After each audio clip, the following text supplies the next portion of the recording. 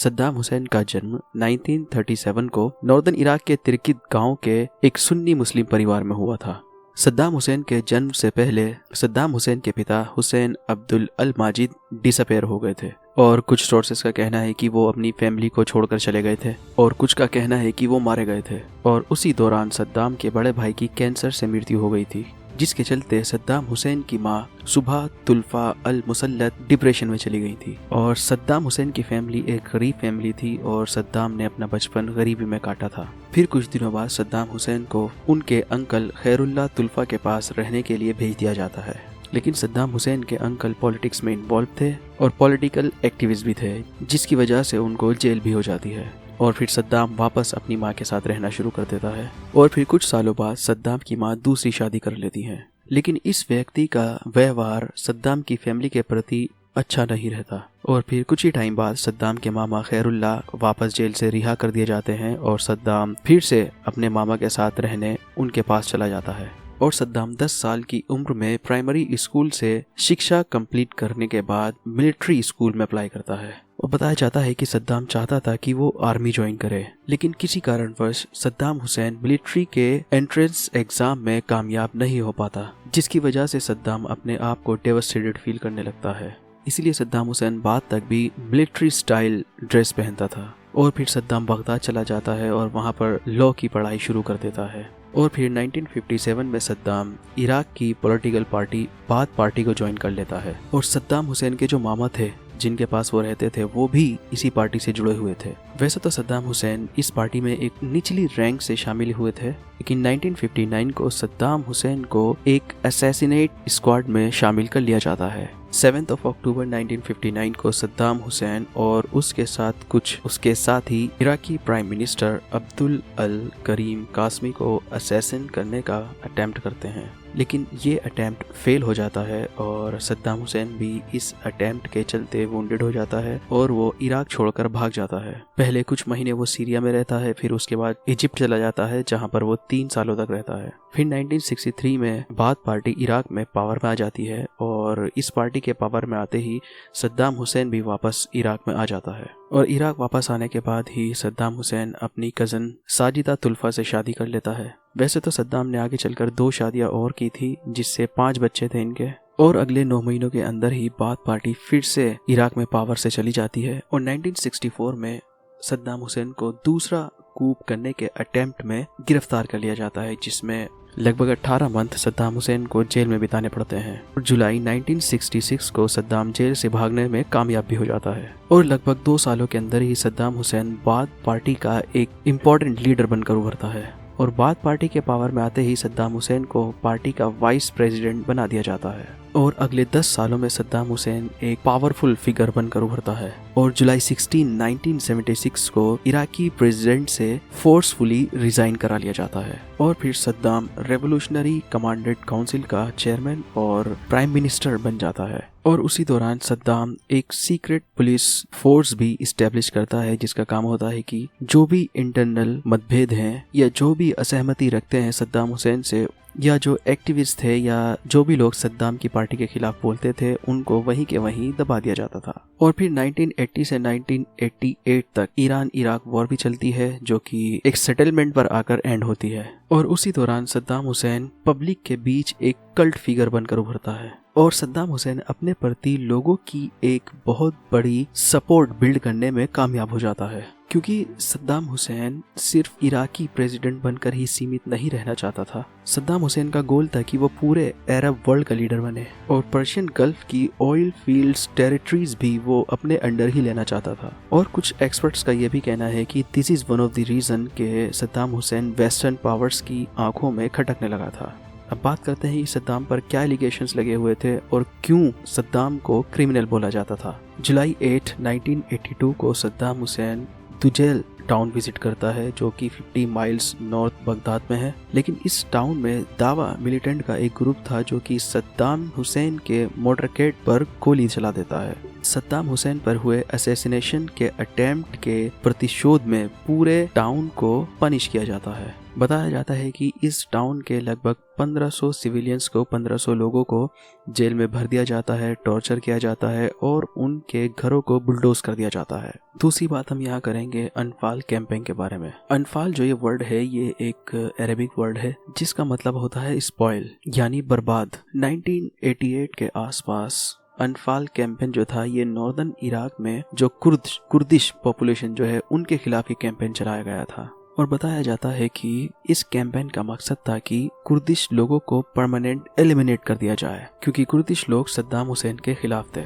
और इस कैंपेन में कुर्दिश पॉपुलेशन पर 8 अलग अलग स्टेजेस में अटैक किया गया था और बताया जाता है कि इराकी ट्रूप्स द्वारा मैन, वुमेन, चिल्ड्रन किसी को नहीं बख्शा गया था। इस कैंपेन के दौरान कुर्द लोग अपने घर छोड़ने पर मजबूर हो गए थे और लाखों की तादाद में मारे भी गए थे और मास ग्रेव्स बनाकर लोगों को उसमें दफन कर दिया जाता था। इसीलिए एक्सपर्ट्स द्वारा इसे जेनोसाइड भी कहा जाता है। अप्रैल 1987 से पहले या इसी दौरान अनफाल कैंपेन के दौरान ही नॉर्दर्न इराक के कुर्दिश लोगों पर केमिकल वेपन से अटैक भी किया गया था। कुर्दिश लोगों के लगभग 40 गांव पर केमिकल वेपन से अटैक किया गया था। 16 मार्च 1988 के आसपास हलबा नाम के कुर्दिश टाउन पर one of the largest attack किया गया था। इराकी आर्मी द्वारा इस टाउन पर nerve agents and mustard gas वाले बॉम्ब्स बरसाए गए थे और इन बॉम्ब्स के इमीडिएट इफेक्ट्स जो थे वो कुछ इस प्रकार थे: ब्लाइंडनेस, वोमिटिंग, ब्लिस्टर्स, कन्वल्शन, एस्फिक्सिएशन। और इस अटैक में लगभग 5000 लोगों ने अपनी जानें गंवाई थी।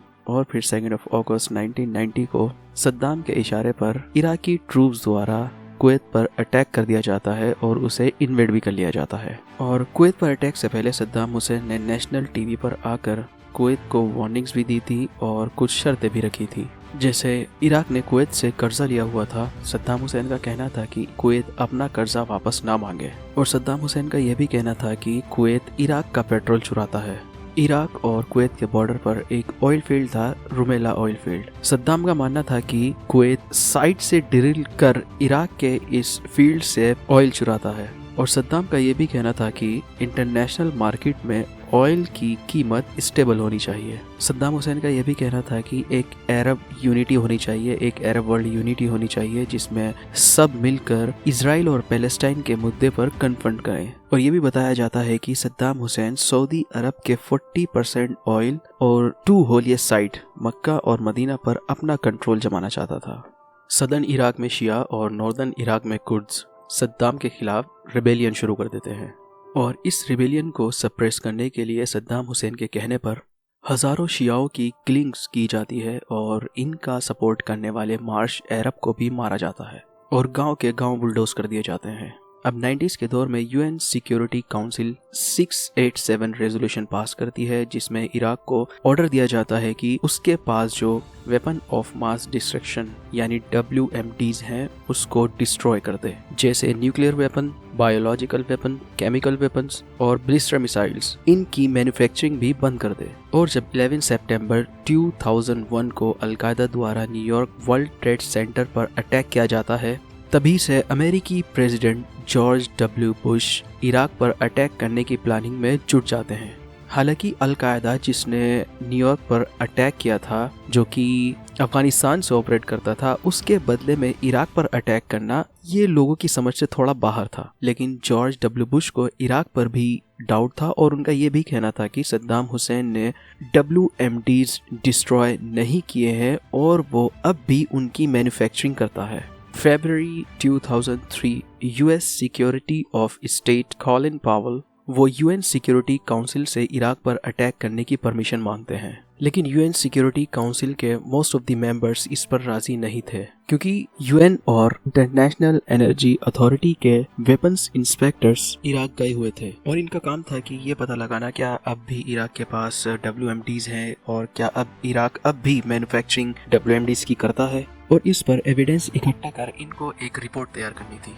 इसलिए यूएन सिक्योरिटी काउंसिल के कुछ मेंबर्स का मानना था कि पहले वेपन्स इंस्पेक्टर्स की रिपोर्ट का वेट किया जाए, लेकिन यूएस और ब्रिटेन ने कहा कि हम इस रिपोर्ट का वेट नहीं कर सकते और मार्च 2003 में यूएस और ब्रिटेन इराक पर अटैक कर देते हैं और इराक पर जो अटैक किया गया था इसमें 30 देशों का कोएलिशन था, जिसमें यूके, ऑस्ट्रेलिया, पोलैंड ने अपने ट्रूप्स भी इराक भेजे थे और कुवैत ने अपनी टेरिटरीज भी अलाउ की थी इराक पर अटैक करने के लिए।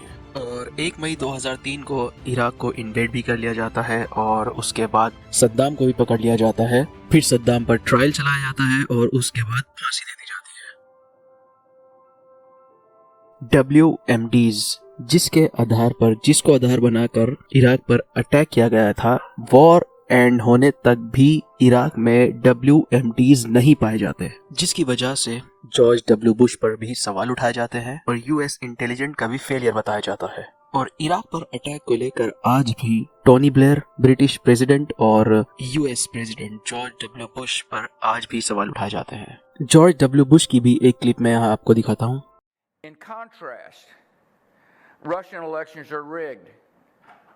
Political opponents to launch a wholly unjustified and brutal invasion of of Ukraine. Iraq, anyway.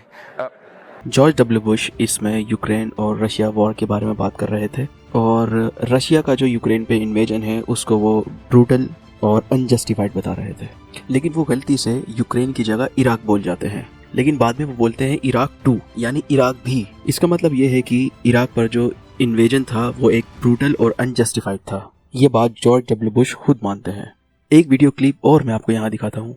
George Bush is a war criminal, but it's very rare that anyone actually confronts him about that fact or confronts him about the fact that he started a preemptive war in Iraq that led to civilians dying, of course, and US soldiers dying. But Mike Preisner... When are you going to apologize for the million Iraqis that are dead because you lied? You lied about weapons of mass destruction. You lied about connections to 9/11. You said me to Iraq. You said me to Iraq. 2003, my friends are dead. Joshua Castile. You killed people. You lied.